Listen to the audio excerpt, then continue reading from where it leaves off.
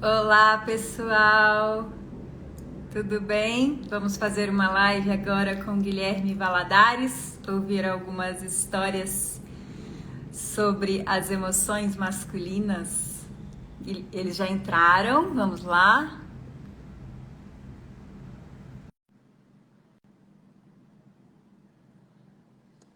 Oi, Isabel. Oi,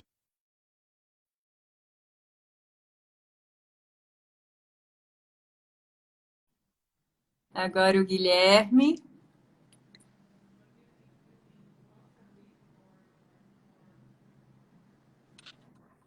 Olá. Ô, Bela, eu não sei, a sua imagem está travando, eu não sei se é a minha internet ou se é a sua, mas está um pouco travada para mim, para você tá, Gui. Agora, Acabou de aparecer. Acabou de aparecer. Oi, Nath. oi, Oi, Guilherme. Oi, Isa. Tudo bem? Isabela.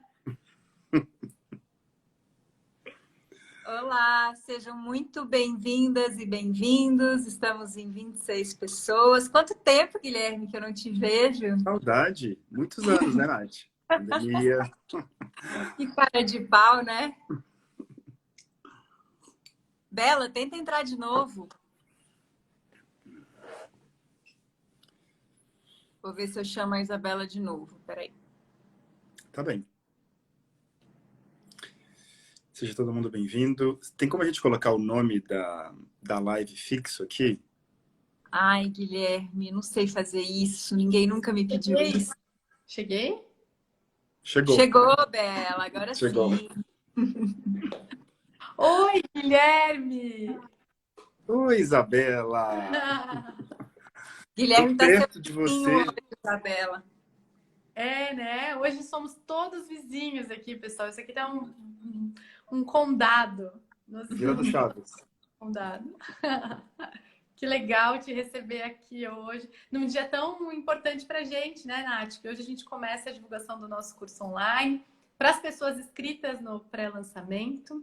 Então, se você está inscrita no pré-lançamento, você recebeu um e-mail, a gente se comunicou por lá para esse pré-lançamento acontecer para você. Então, muito feliz de te receber aqui, Gui. Amei o Muito. convite. Simbora. Vamos embora, então, né? Muito obrigada pela presença de todos. Estamos em 36 pessoas, que alegria. Gui, vamos lá, vamos dar. No final também a gente dá os recados do Gui, porque o Gui tem feito muitos movimentos muito legais. O Gui está indo para a Amazônia amanhã, Isabela, fazer um trabalho voluntário. Eu fiquei chocada quando ele me contou, maravilhoso. E ele faz essas coisas silenciosamente, né? Eu falei, nossa, Gui, nem a gente sabe que você faz essas coisas. Mineiro. Mineiro vai comendo quieto, né? É. Tá no sangue. Gui, então, para Hum, começar, eu vou tentar te apresentar, mas queria que você me tá ótimo. ajudasse. Guilherme, antes de qualquer coisa, é um grande amigo, uma pessoa que a gente tem no coração, assim, que nós somos muito próximos, nós três e mais um monte de gente, assim. Então, antes de mais nada, te apresento como um grande irmão. Colega de CIB, né? Você se formou no CIB um ano antes da gente. Guilherme também é jornalista, fundador do Papo de Homem, que hoje é Instituto PDH, tem feito Uhum. documentários.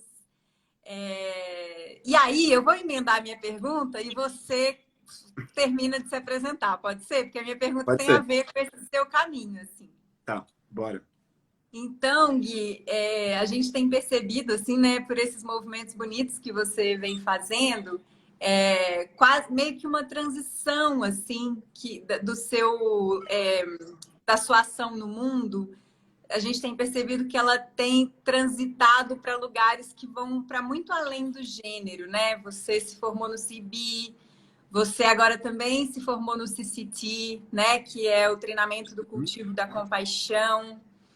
E acho muito interessante esse movimento, né? E não sei se isso tem a ver com tudo que você vem aprendendo, ouvindo tantos homens ao longo dos últimos tempos, mas a Uhum. gente queria saber, assim, o que te motivou a querer olhar para essas coisas e investigar outros caminhos, assim, né? O que te investigou a chegar nesses novos cursos? você tem feito muitos trabalhos com empresas, os documentários também, acho que são coisas mais recentes. Então, o que te motiva para transitar por isso, assim, por esses caminhos? Claro. Bom, eu acho que a intenção tem sido cada vez mais ter a ação mais benéfica possível. E quando você fala especificamente, né, de como o trabalho foi mudando, seja no Papo de Homem, no Instituto PDH, ou por meio dos cursos de equilíbrio emocional, eu acho que foi uma mistura, tanto de intuição, quanto de vivência, quanto de estudo aprofundado. Intuição no sentido de eu era o problema ambulante, né? Eu era um homem machista, agressivo, sem muita escuta para as emoções. Ao mesmo tempo, eu me sentia muito sensível. Então, um misto de sensibilidade com grande supressão, que é o que eu aprendi, que é o que boa parte dos homens aprendeu. Então, na minha vida, eu tive a sorte, entre aspas, de se desembocar em muitas tragédias pessoais, algumas vocês acompanharam, e acho que esses atropelos, essas vivências de dor, foram me dando uma familiaridade maior com o processo interno da transformação, de um modo não estruturado, né? Não que eu tivesse muito entendendo o que estava acontecendo, acho que muito contando com rede, com apoio, com a conexão de várias pessoas. Mas à medida que isso foi se expandindo para as redes que trabalham com gênero, com equidade, redes de homens, redes mistas de homens e mulheres, eu acho que esse processo grande de escuta, acolhimento, aprendizado foi se intensificando. E ao longo dos anos, eu estou resumindo muito, né? Mas eu acho que foi ficando cada vez mais claro para mim que o tipo de mudança que a gente espera, que é como que a gente vai deixar de lado essa grande chaga do machismo, por exemplo, que gera todo tipo de dano para as mulheres e para os próprios homens, eu não consigo ver isso acontecer sem envolver também um gigantesco trabalho emocional. Não consigo ver. Eu estava outro dia conversando com um grupo de mulheres que trabalha com homens. Elas estão assim, como é que a gente faz, um, para que os homens venham, e dois, para que eles queiram voltar para o trabalho? Porque esse é um ponto muito chave, né? Já é difícil conseguir que venham a primeira vez, mas é mais crucial, e é uma métrica central no tipo de trabalho que a gente faz, que eu tento fazer, eles querem voltar de maneira espontânea, porque senão a coisa não vai adiantar. Então, começar a olhar para isso me fez querer cada vez mais entrar no campo emocional, no campo do mundo interno, porque para a pessoa querer voltar espontaneamente, ela precisa emocionalmente querer estar lá. Ela precisa estar disposta a lidar com uma carga de desconforto grande ao longo de muito tempo, entendendo que ela está fazendo um cultivo que vai desembocar em coisas boas para ela, para as pessoas com quem ela convive, para o mundo, para a comunidade. E outra coisa também é que eu tenho muita alegria trabalhando com o mundo emocional, assim. Eu fui me vendo muito feliz nas rodas, sabe? Quando depois de muitos anos de preparação, reflexão, estudo, trabalho interno, eu comecei a oferecer, isso sempre me dava alegria demais, assim. E eu acho que conecta com o ponto da intuição, sabe? De, isso aqui, obviamente, eu sinto que eu estou conseguindo oferecer, tá indo bem, me dá alegria, eu quero aprofundar. Então, também tem sido algo que eu tenho procurado escutar, um misto de o que eu posso oferecer, quais habilidades eu tenho, o que está me dando alegria, tentando encontrar um pouco essas interseções, assim. Sempre escutando as redes onde eu estou inserido, sabe? Então, eu meio que tento chegar no lugar e ver o que será que eu consigo oferecer aqui onde eu cheguei. Acho que está sendo assim, ou pelo menos esse é o jeito bonitinho que eu conto agora, né? Na prática, é atropelo em cima de atropelo. Mas a narrativa é bonita. Essa é uma pergunta bonita, né, Gui? Eu me lembro que eu ouvi isso uma vez da Jeane Pili, que a gente deveria chegar numa festa, não sei se é dela ou de outra pessoa, assim, mas eu ouvi dela, que a gente deveria chegar numa festa muito mais interessado em saber o que a gente pode oferecer do que o que a gente pode receber. Então, acho bonita essa sua pergunta, assim, né? Do que eu posso oferecer aqui. É isso. É isso. Bela Gui, tá deu louca uma pra travadinha. histórias. Oi? Deu uma Bela, a gente não travadinha. tá te... Você tá me ouvindo? Não, Eu te ouvi só dizendo, ô Gui. Eu vou tentar sair e voltar. Tá. Ah, Tá bem? enquanto isso, eu faço a sua pergunta, Bela. Você tá louca para ouvir as histórias que eu sei. Ô Gui, você deu acho que uma introduzida assim numa segunda pergunta que a gente tinha pensado, que é o quanto é difícil trazer os homens para. Eu nem imagino o quanto é difícil vou trazer de novo, né? Mas o quanto é difícil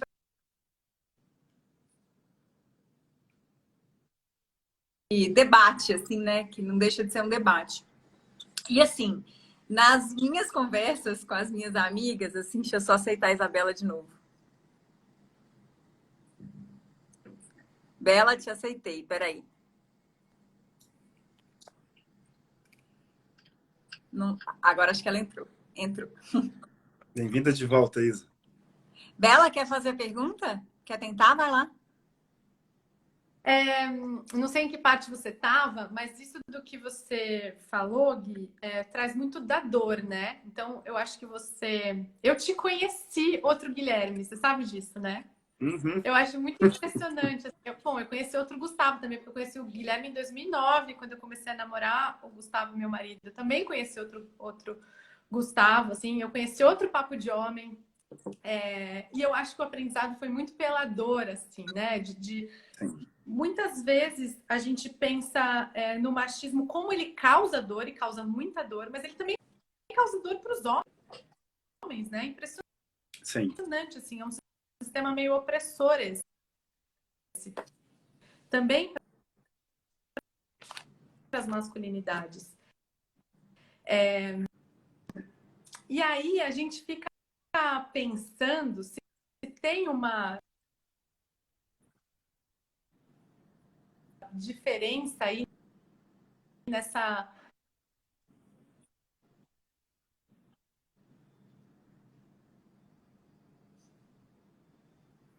Eu estou deduzindo a nesse pergunta, Nath. interesse Eu estou dessa deduzindo que a investigação pergunta... interna. Por quê? Ô, Bela, tá cortando muito a sua fala. Desculpa, a gente não tá... Nos A nossos gente tá meio que... Mas cursos, deu para pescar. a grande Deu para pescar a maioria é sempre pergunta. Deu mulher. para pescar. Eu acho que a Bela não tá nem ouvindo, nem conseguindo acompanhar a gente. Né? Se a gente... Ih, será que eu caí? Não, tá entre nós. Tá entre nós. Tá picotando muito, Nos nossos Isa. cursos, a grande maioria é mulher. As vivências que a gente participa sobre as emoções, também a grande maioria é mulher. Eu vou responder. Eu vou responder porque eu deduzi a pergunta e porque a Nath me mostrou antes da live. Não, ô Gui, deixa eu complementar a pergunta. Pode. Eu acho que assim, a gente ia chegar no mesmo lugar. Assim, para a gente é muito. Parece muito que tem essa diferença, sabe? É uma impressão que a gente tem, assim, é difícil negar que haja essa diferença, né? Mas aí eu Claro. queria emendar a pergunta da Isabela com: você conhece histórias ou alguma história que possa trucar essa percepção? Assim, que a gente ia gostar muito de ouvir, né, Bela? Uma história de homens realmente interessados em olhar para isso, assim, né? Eu também conheci outro Guilherme, assim, acho que eu já conheci um Guilherme um pouco menos outro do que você, mas é muito legal ver isso, né? Assim, em nós, o quanto isso nos transforma, assim, né? Então, primeiro, se existe, e segundo, histórias, você tem histórias que, assim, possam animar a gente nesse sentido? Inúmeras. Eu acho que, em larga medida, o meu trabalho, o nosso trabalho, é um trabalho de fé. E a gente não teria como seguir se não houvesse uma crença profunda de que a transformação é possível, e eu não teria essa crença se eu não visse isso acontecendo. Então, eu vejo de novo, e de novo, e de novo, e de novo. Vou dar um exemplo. Simples assim. Um dia eu fui em uma organização fazer uma roda com grandes líderes. Eram uns 12. O que normalmente acontece nessas rodas, quando eu tenho mais tempo, alguma coisa como 4 horas? Vem histórias de muita dor causada e muita dor vivida. Boa parte desses homens que estão no topo cadeia econômica, política, empresarial, foi não só criado para ter uma postura um pouco de soldado, como foi cada vez mais cultivando isso ao longo do tempo. Não à toa, a profissão com maior índice de psicopatia é o CEO. O CEO nada mais é do que um líder empresarial, que vai tomar diferentes formas. E aí, numa das histórias que a gente estava escutando nesse dia na sua organização, vieram várias histórias bem pesadas, né, desses homens sendo duros consigo próprios, duros com esposas, com filhos, agressivos, verbal, fisicamente. Um dos homens trouxe, inclusive, de uma ação dele de expressão emocional imensamente agressiva, em que o filho, que tinha acostumado a ver o pai berrando com a mãe durante toda a infância e adolescência, uma vez que o filho ficou grande, resolveu se colocar na frente e o pai sentiu que teve a honra questionada e deu um murro e nocauteou o próprio filho. Ele contou isso com uma dor, como o maior arrependimento da vida dele em relação ao que ele aprendeu que seria um homem. Então ele agiu como supostamente um homem, entre aspas, agiria, mas ao mesmo tempo foi o ápice da tragédia pessoal dele. E foi uma roda muito, muito intensa. E um bom tempo depois, assim, eu tive contato de novo com uma das pessoas que estava lá e que tinha como objetivo de vida chegar no topo da liderança empresarial. E essa pessoa me disse, Guilherme, dei uma guinada de vida. Saí da organização, fui para outra cidade com a minha família. Eu consegui ver muito claramente que aquele lugar onde eu queria chegar não era o que eu imaginava, não é o que eu quero para mim como homem, como pai. Obrigado por fazerem esse tipo de trabalho. E eu acho que essa é uma de várias histórias assim que me marcou. E não quer dizer que essa pessoa agora é um homem 2.0, que não comete machismos nem nada disso. Mas eu vejo muita força nesse processo de sentar em roda e das histórias circularem, sabe? Homens escutando outros homens, assim, incontáveis vezes. E muitas vezes eu tenho contato com essas pessoas meses depois, anos depois. Então, a mudança acontece, a mudança é possível. Numa das últimas grandes pesquisas que a gente fez, a gente escutou mais de 20 mil mulheres. A gente perguntou, na percepção de vocês, os homens estão agindo de maneira menos machista nos últimos anos? 6 em cada 10 mulheres concorda que sim, em alguma medida. Então, qual que é a minha interpretação desse dado? Tem muito pela frente. Tem muito, muito, muito pela frente. Só 6% das mulheres concorda totalmente. A maioria concorda com ressalvas. Compreensível. E tem uma segunda camada que eu acho importante de entrar na conversa, que é a mudança está acontecendo. Tem cada vez mais homens, pais, maridos, enfim, as diferentes identidades, irmãos, filhos, dispostos a fazer esse tipo de trabalho. E eu digo dispostos porque eu considero a disposição uma coisa muito importante, sabe? A disposição em dar o primeiro passo, a disposição em ir para uma primeira roda, em se questionar, em buscar uma terapia, em questionar o próprio ego, em rever por que eu me expresso de modo tão agressivo, por que eu tenho uma relação tão ruim com a sexualidade, por que eu bebo tanto, por que eu preciso agir de modo tão preconceituoso no WhatsApp, no grupo de futebol dos amigos. Então tem cada vez mais homens dando esses primeiros passos. E eu acho que é importante também a gente ter dimensão disso. Porque quanto mais a gente olha para o problema com uma lupa, também as piores coisas vêm à tona. Ao mesmo tempo, a gente tem procurado gerar dados e gerar estudos que mostram em que medida os aspectos positivos estão se manifestando. Porque tem uma escassez muito grande de estudos quantitativos que fazem a seguinte pergunta: como a transformação das masculinidades acontece, em que medida ela está acontecendo, em quais locais ela está acontecendo. Se a gente não olha para isso e não pergunta isso, a gente só vai ter as piores histórias sendo contadas. E nada disso é para negar que as piores coisas seguem acontecendo. Mas é talvez para equilibrar um pouco mais a conversa. Tanto que em termos de linguagem, a gente tem procurado muito falar em A, masculinidades, no plural, entendendo que isso é mais inclusivo, mais amplo, e B, a gente fala em masculinidades responsáveis, conscientes, possíveis, plurais, saudáveis. Não trancando em nenhum desses termos, né? Mas a gente começou a notar que, se, por exemplo, eu centro meu discurso em masculinidade tóxica, isso tem parecido para nós, e a gente faz um monitoramento nacional e internacional de notícias há anos, tem parecido para nós que desemboca em uma patologização da masculinidade. Como se no fundo da nossa mente começasse a ficar a mensagem: o masculino é uma doença. E sabe onde eu vejo os sintomas mais claros disso? Quando eu vou com a molecada conversar com os adolescentes, com os meninos, porque tem cada vez mais meninos A, muito agressivos, reativos, porque também não tem muito para onde esse menino ir se ele decidir que ele quer ser equitativo e ele mora no interiorzão do Brasil. Ou B, meninos se perguntando assim: eu sou um lixo? Eu sou tóxico? Eu sou um boy lixo, mãe? Eu escuto essas perguntas. Então, como é que a gente pode ter um tipo de diálogo que trata do que é ruim, do que falta, do que falha, mas que não deixa de tratar de uma perspectiva de amor e compaixão? Que, na minha visão, era uma das grandes falas da Bell Hooks, que é uma inspiração central em tudo que a gente faz e que guia muito também o meu trabalho pessoalmente.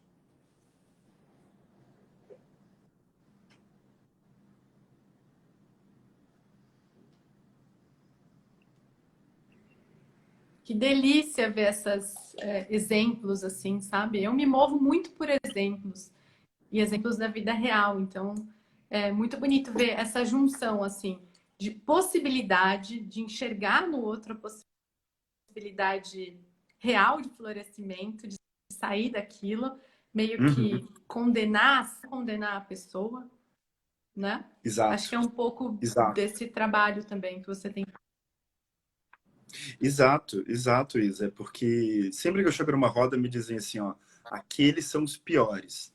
Normalmente quem me apontam como os piores, os mais agressivos, mais machistas, que menos escutam as próprias emoções, quase sempre eu vejo homens com muita energia represada e possível de ser trabalhada.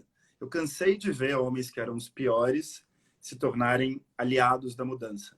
Cansei, cansei. Cheguei numa roda uma vez, o cara defendendo militarização e falando dos tempos da ditadura e que a gente estava com muito mimimi, etc.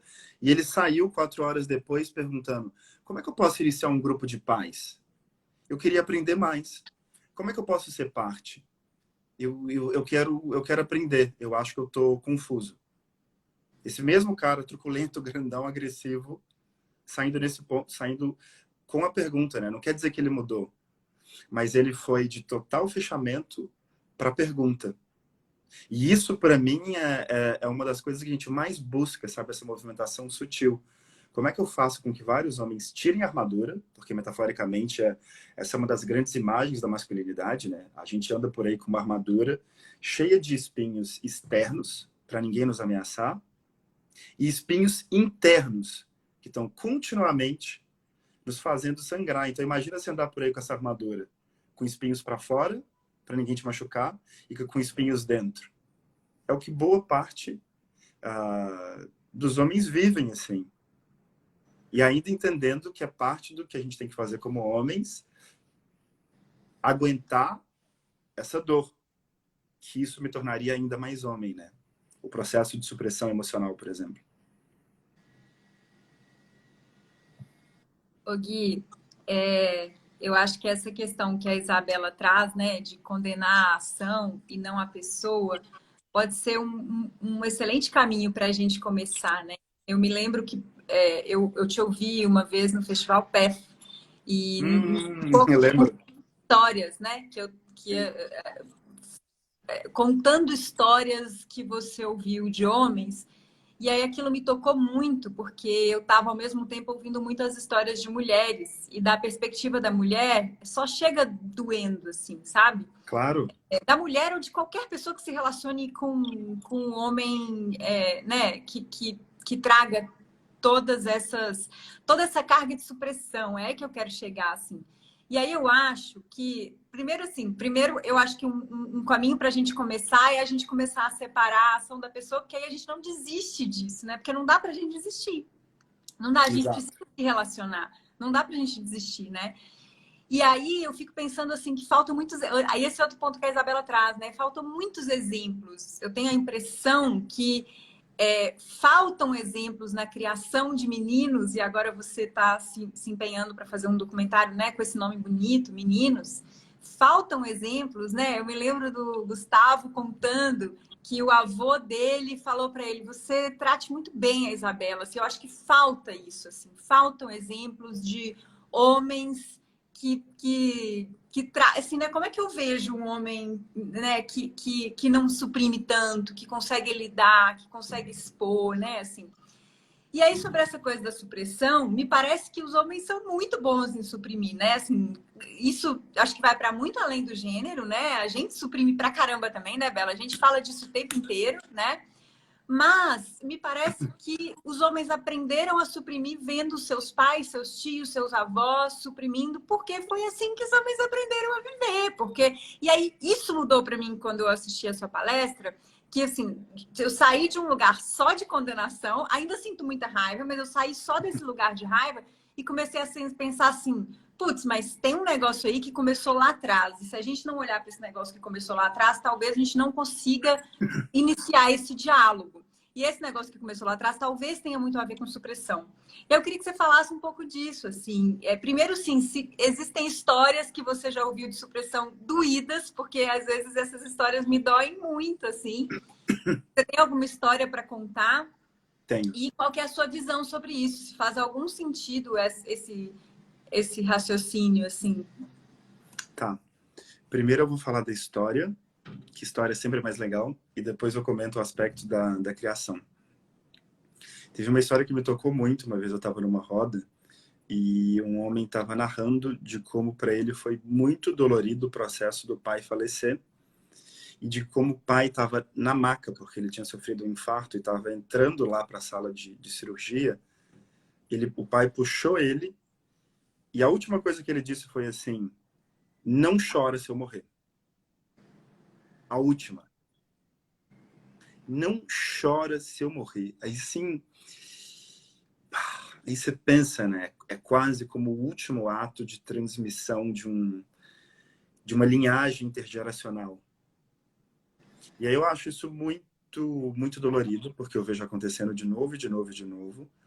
Ao mesmo tempo em que me dói, eu acho que esses momentos de grande dor, assim, podem ser um momento em que a gente transforma, escolhendo agir de outro modo, né?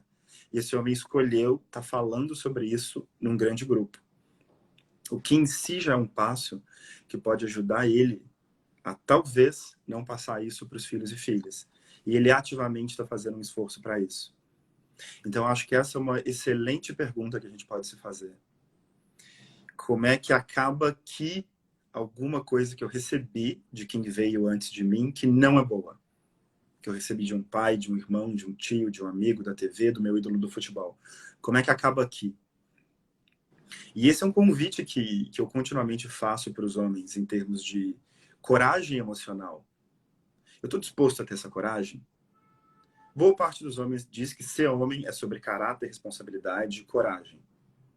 Eu estou disposto a ter essa coragem emocional, e eu uso esse termo de maneira muito intencional, porque responsabilidade e coragem são dois termos que eu tenho visto serem muito bem recebidos por homens em todos os locais, progressistas e conservadores, novos e velhos. E aí, para mim, vai com a segunda parte da pergunta: como é que a gente transforma a criação? Como é que a gente transforma esses homens que já estão adultos? Não desistindo deles é um excelente começo. Eu não desisto. Nem de quem tem 70, nem de quem tem 60, 50, 40, 30, 20, 10. Não desistir, assim. As histórias de mudança estão acontecendo em todas as idades, o tempo inteiro. Então, não desistir. Olhando também para qual que é a realidade da criação dos homens. No último grande estudo que a gente fez, que a gente escutou mais de 20 mil homens, e é uma amostra ponderada de acordo com a população brasileira no IBGE, estou com um dado aqui, 72% dos meninos concorda que foi ensinado a não demonstrar fragilidade. Só 30% discorda da frase: como menino, aprendi a não expressar emoções. Então, uma minoria discorda disso. A maioria entende que, como menino, aprendeu a não expressar. A maioria. 78% concorda que foi ensinado, quando menino, a se expressar de modos que não pareçam femininos. E eu acho que essa é uma chave, né? Não pareçam femininos, porque a gente está falando de percepção. Então, qual que é uma das mensagens centrais da criação de boa parte dos meninos? Não ajam como as meninas. Então, se as meninas e mulheres estão amplamente comprometidas com o trabalho interno, qual que é a mensagem? Não faça trabalho interno. Se as mulheres estão amplamente comprometidas com cuidado, não seja cuidadoso demais. Se a gente vai para o sistema básico de ensino, né, 0 a 6 anos, eu não sei se é 96% das professoras que são mulheres, alguma coisa assim, é mais de 90%, aí você deve saber. E quando eu converso com professores homens, normalmente o que eu escuto desses professores é: os pais e mães não querem que eles cuidem, porque acham que esses homens que são professores da primeira infância vão abusar, não vão ter cuidado, não vão saber. Então a gente coloca os meninos sendo cuidados exclusivamente por mulheres de 0 a 6 anos, em casa, na escola e na rua, escutando de homens e de mulheres que eles devem suprimir emoções, e magicamente a gente quer que eles sejam sensíveis quando adultos e responsáveis emocionalmente. É quase que uma sinuca. E às vezes eu tenho visto o problema hoje ser tratado com uma cisão, uma separação, que para mim é um caminho que não é o caminho, quando dizem assim: isso é um problema dos homens, se virem. Gênero é relacional, a construção de gênero, né? A gente olha ao longo da história das civilizações, está sempre dançando, é sempre relacional. Então imagina eu dizer: não, isso é só responsabilidade de uma tribo, que eu estou definindo aqui de um modo abstrato. É super relacional. Eu entendo a gente convocar os homens para serem mais responsáveis, porque a maior parte não está sendo. Concordo. Ao mesmo tempo, é um problema profundamente interdependente. Se a gente não for capaz de sonhar linguagens e abordagens interdependentes para isso, a gente pode criar um grande discurso que diz: vocês são irresponsáveis, doentes, ruins, agressivos, opressores, sumam. Aí, de repente, a gente vê cada vez mais homens entrando em movimentos antifeministas. Isso está acontecendo. A gente vê o movimento Men Going Their Own Way, MGTLW. Hoje ele tem tantas buscas quanto feminismo no YouTube, em língua portuguesa e língua inglesa. Então a gente vê movimentos imensos de homens que não estão encontrando espaço, que não estão conseguindo saber onde eu me articulo para a mudança. E eu não quero vitimizar os homens, tá? Eu acho que eles têm mais que correr atrás. Mas aí vem uma outra pergunta prática: onde estão os espaços para esses homens que passam por um estalo e falam: eu quero entrar em contato com as minhas emoções, eu preciso de ajuda, eu quero fazer o trabalho? Porque é uma minoria que tem acesso para pagar terapia e cursos de equilíbrio emocional, né? A grande maioria do Brasilzão não tem acesso. Onde estão esses espaços de acolhida e da transformação estrutural em larguíssima escala que a gente quer? Isso não está posto, isso não está feito. Então, para mim, são dimensões super importantes quando a gente está falando de emoções e da transformação cultural que a gente quer. Não só no Brasil como um todo, mas na sociedade, em casa, no nosso bairro, no nosso prédio, a nossa família. É um pouco de como eu vejo.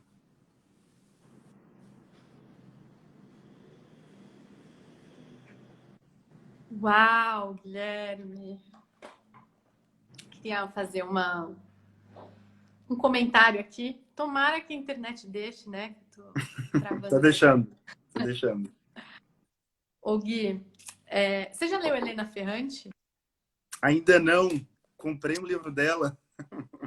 Eu vejo vocês falando sempre dela, mas nunca li. Muitas mulheres leram, né? Especialmente a tetralogia napolitana. E a gente fez um especial do podcast das emoções falando sobre as emoções nessa tetralogia napolitana. E aí tem uma coisa que ela explica, porque ela está contando a vida de duas mulheres de Nápoles, né? De uma periferia, da periferia de Nápoles, lá nos anos 60, 70, 40, sei lá. Acho que eu errei a década aí. Mas enfim, e aí ela tem um trecho que eu gosto muito, que ela diz assim, que ela sente que as mulheres de Nápoles é como se à noite bichinhos entrassem dentro das mães e das avós. Ela como criança, né? Descrevendo. Parece que elas estão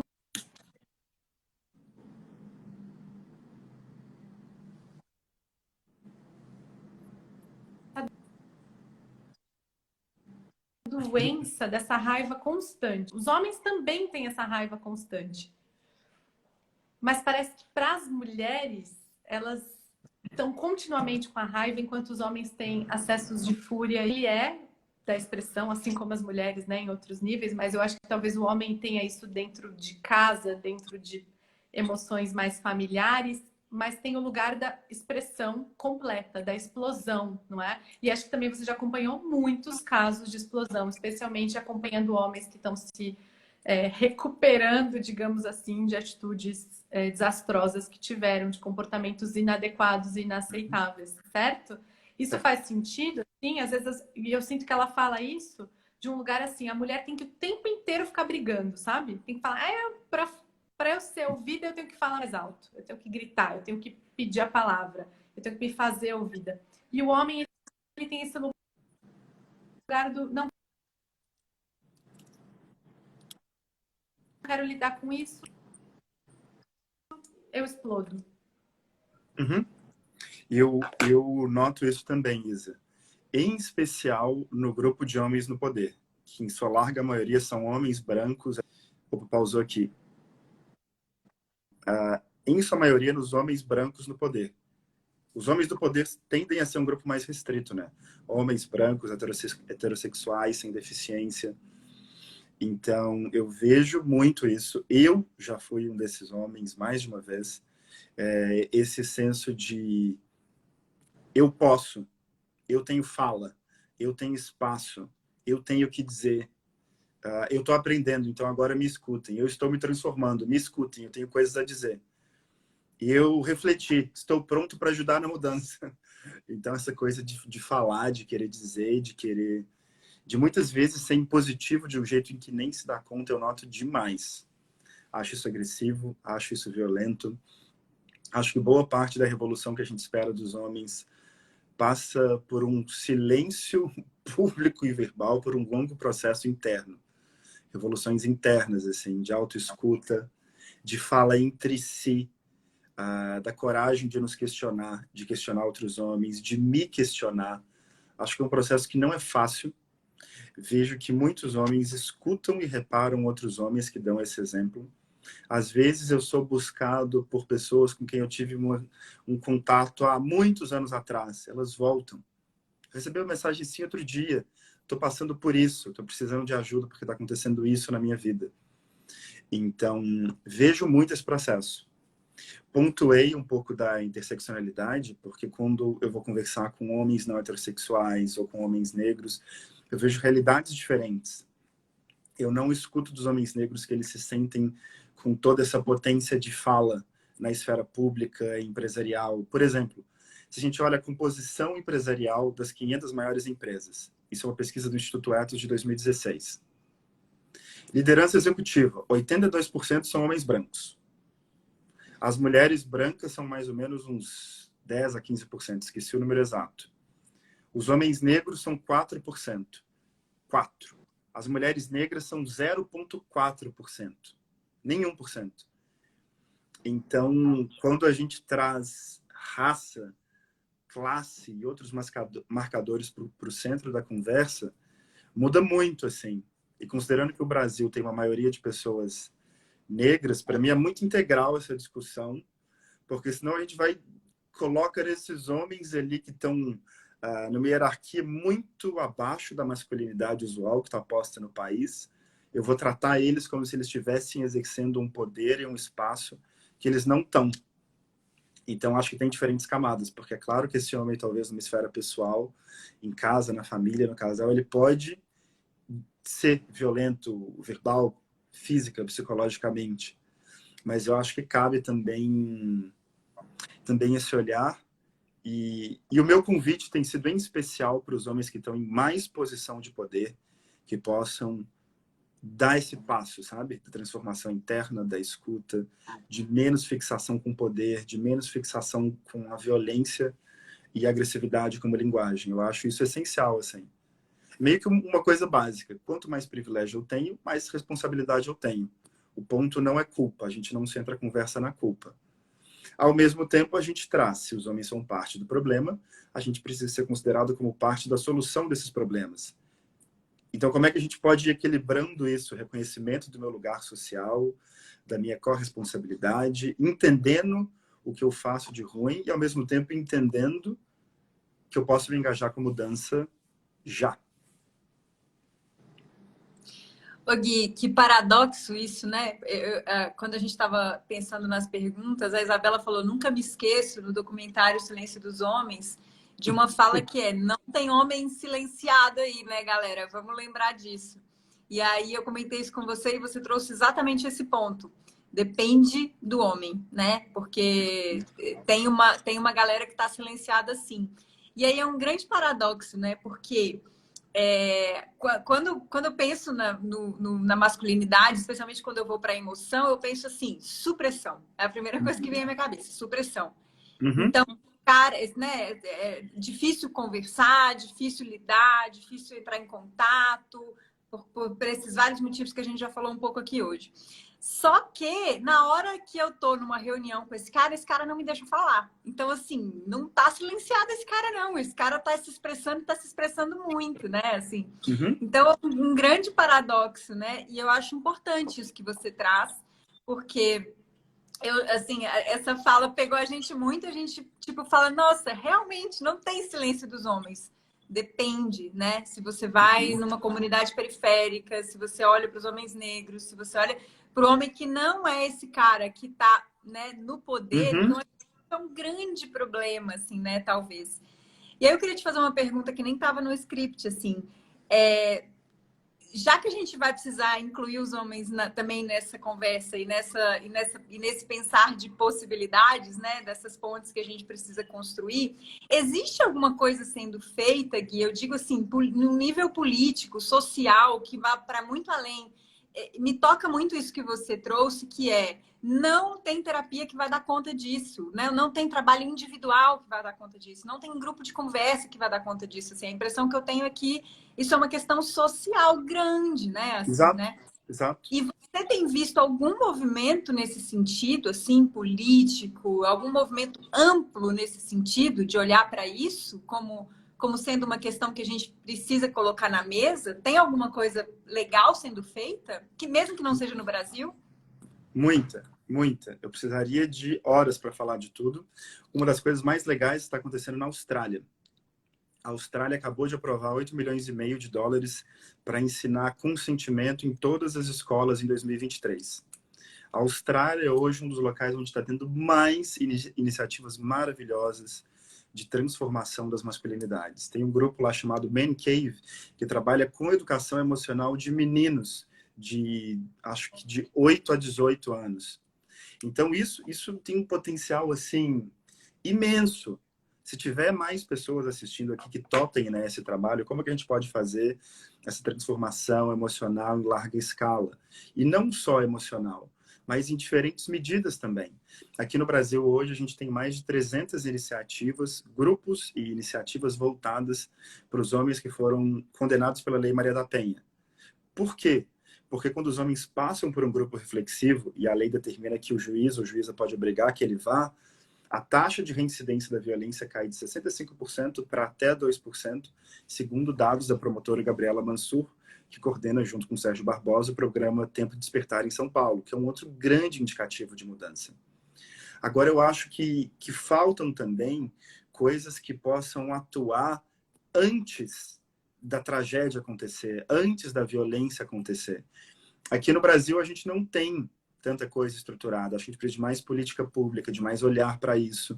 Tem uma dificuldade no debate. É um pouco entendido como assim a gente vai ter instrumento e recurso de acolhimento e transformação para os homens que são opressores. Isso acontece hoje, é um pouco o entendimento que se tem. Só que a gente fica numa sinuca, porque se a gente não tiver recursos e olhar e política pública para essa dimensão também, os índices que geram danos e violências para as mulheres e outros grupos vão diminuir muito lentamente. Muito. Hoje a gente tem no Congresso, por exemplo, um projeto da Tabata Amaral que defende a expansão da licença paternidade de 5 dias para 30 dias. E se for aprovado, depois de 3 anos, vai de 30 para 60 dias. É crucial alguma coisa assim, porque isso vai direto nos aspectos de economia do cuidado. a gente vê problemas centrais, né? Por que que as mulheres não sobem tanto? Se fala muito no gap, na diferença salarial e as diferentes razões. E cada vez mais um dos grandes fatores é a maternidade, tem sido entendido, né? Todo o preconceito, toda a dificuldade, todo o machismo estrutural que incide sobre isso. Tem gente que fala em baby gap.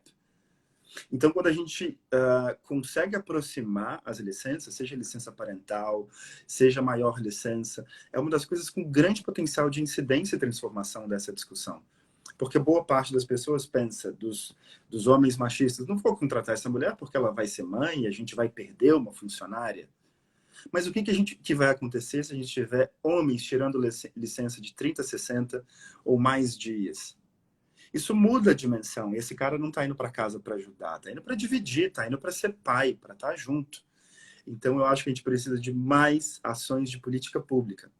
Tem uma série de iniciativas e grupos maravilhosos acontecendo, cada vez mais grupos surgindo pelo país. Memo, o Instituto Papai, que atua há décadas, o pessoal do GEMA, Mil Tons, Ressignificando Masculinidades, o trabalho do Cerca Bramacho no Nordeste, Felipe Requião. Tem tanta gente fazendo trabalhos incríveis. Roger Cipó, João Bigon, pessoas que eu sigo e que eu admiro. Tem cada vez mais gente olhando para isso. Então, a gente quer, inclusive, fazer um mapeamento nacional, mostrando tudo o que está acontecendo de construtivo, esperançoso e benéfico.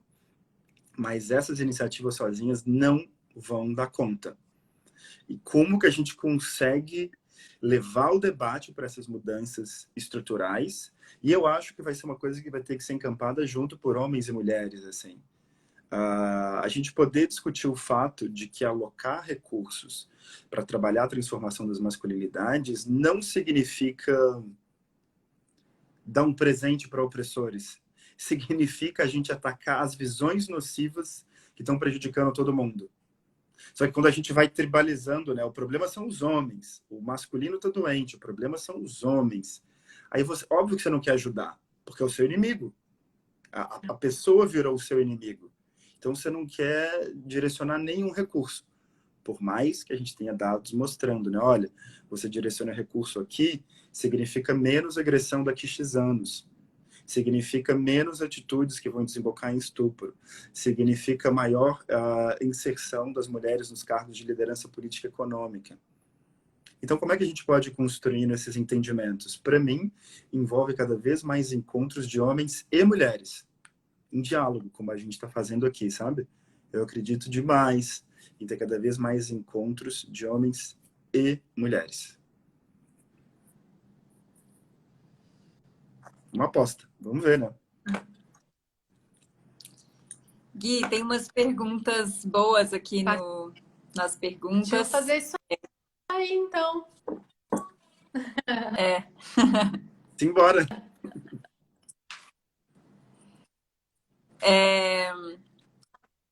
Gui, tem o Arthur falando, Gui, você é uma inspiração. Aí ele diz assim, eu queria que você comentasse um pouco sobre a máxima de criar pontes e não muros. Eu acho que tem a ver com isso que você acabou de falar, né?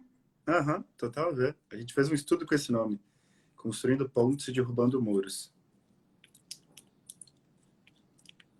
Eu acho que um dos dados mais interessantes do estudo foi que 57% das pessoas no grupo Entre Muros, que é o grupo mais fechado, e cuja maioria das pessoas entre muros são compostas por homens heterossexuais acima de 30 anos, quando o assunto é dialogar sobre gênero, boa parte desses homens, a maioria reporta, diz, né, que não sente que teve conversas construtivas, saudáveis ou positivas sobre gênero. Então, como é que a gente pode, de algum modo, quem tiver disposição emocional para isso, porque eu não acho que isso é dever de casa de ninguém, mas quem tiver a disposição, em especial outros homens que já estão fazendo o próprio trabalho, como é que a gente pode cada vez mais ter essas conversas? Que conectam com o que a Isa trouxe lá no começo, né? Que não é ver que não é que a pessoa é o problema, a visão é o problema. E a gente termina esse estudo, que virou um mini documentário, convocando mais pessoas para serem construtores e construtoras de pontes. Que a gente pode fazer cursos, formações, etc. Mas basicamente a gente está falando de curiosidade, empatia e disposição. É isso. Curiosidade, disposição para seguir avançando, seguir escutando. mil técnicas, né? Mil coisas e formações que a gente pode fazer que são incríveis. Mas acho que o primeiro passo é a disposição, a curiosidade. E a fé. E a fé de que a mudança é possível, assim, né?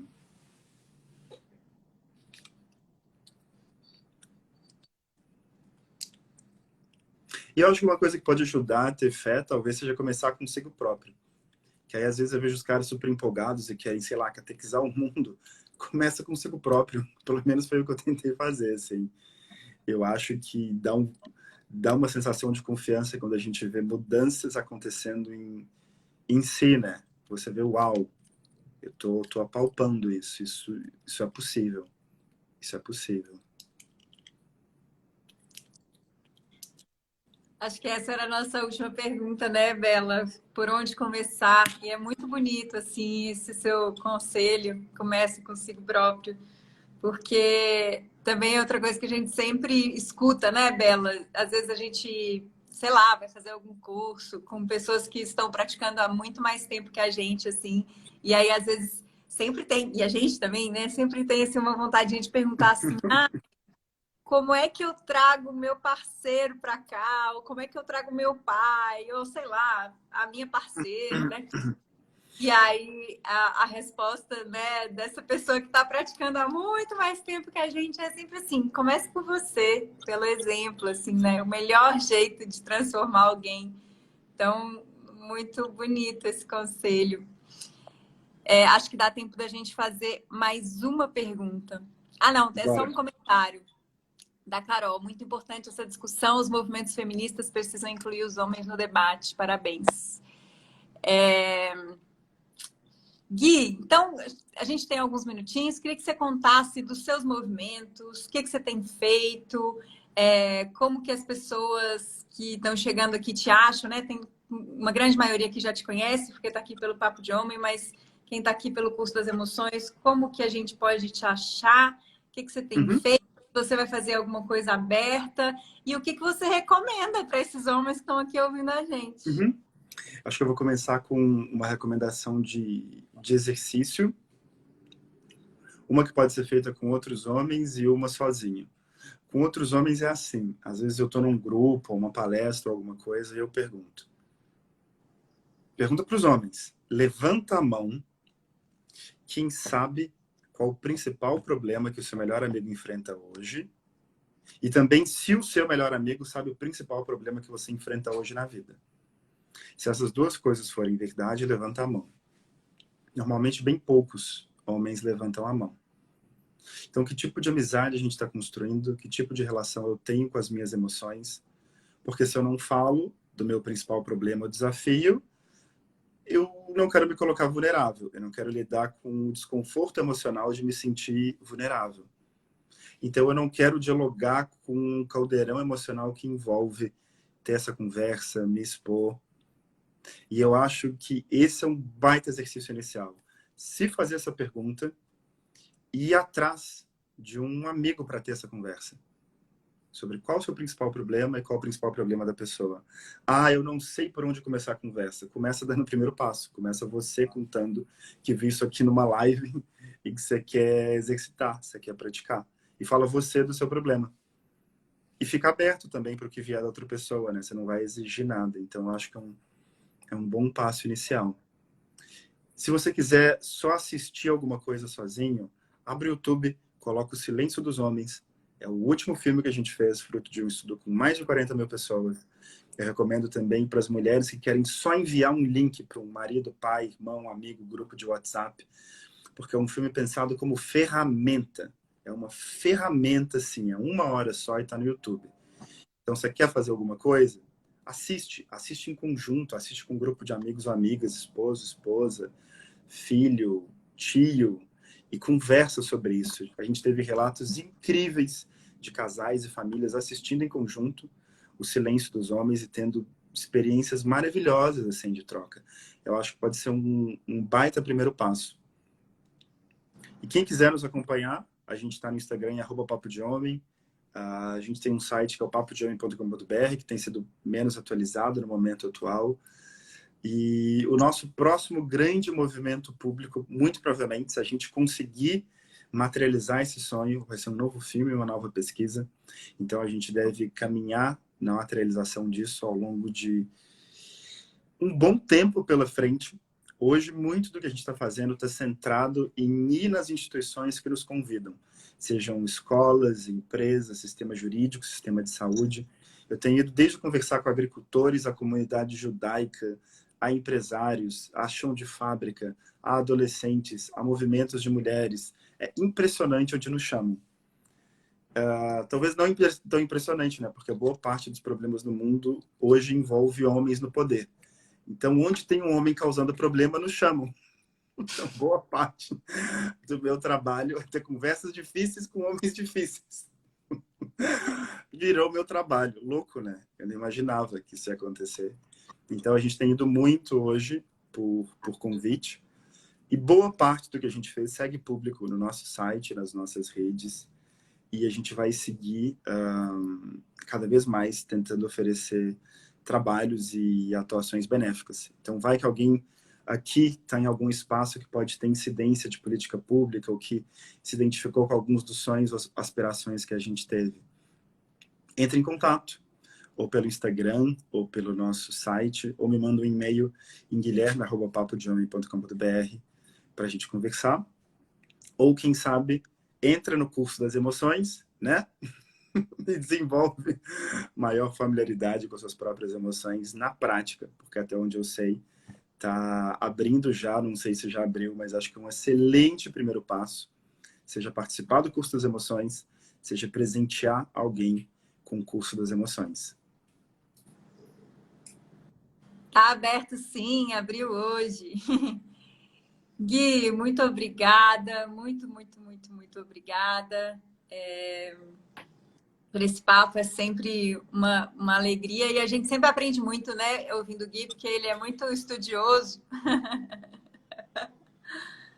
A gente sempre aprende muito. Nossa, que inspiração, muito obrigada. Você sabe que a gente te ama, a gente te admira, é uma alegria imensa te ouvir e ver como o seu trabalho floresce por aí, como faz as pessoas florescerem, como a visão que vocês levam para as empresas causam benefício para muitas pessoas, muito além dos homens.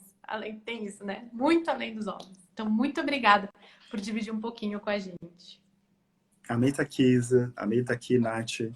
Eu acho que a gente é meio que uma sementinha, assim. Veio muita gente antes de nós no trabalho de masculinidades. Muita gente. A gente sobe nos ombros. O nosso trabalho hoje é inteiro em rede. Às vezes eu sinto que eu sou quase que uma fagulhinha só. Mas tem uma rede muito grande, muito maravilhosa, fazendo essa onda avançar, assim. Eu me sinto aprendendo continuamente. Então, amei estar aqui de novo com vocês. Quem estiver assistindo, faça o curso das emoções. Obrigada, Gui. Obrigada, super obrigada. Quem quiser saber mais sobre o Papo de Homem, papodehomem.com.br. É isso, né? É isso. papodehomem.com.br, Instagram, @papodehomem. E quem quiser saber do curso das emoções, que abrimos hoje as inscrições, o cursodasemoções.com.br/online. Então, até mais, pessoal. Muito obrigada pela presença. Beijo, Sérgio Barbosa aqui, que querido. Beijo para todo mundo.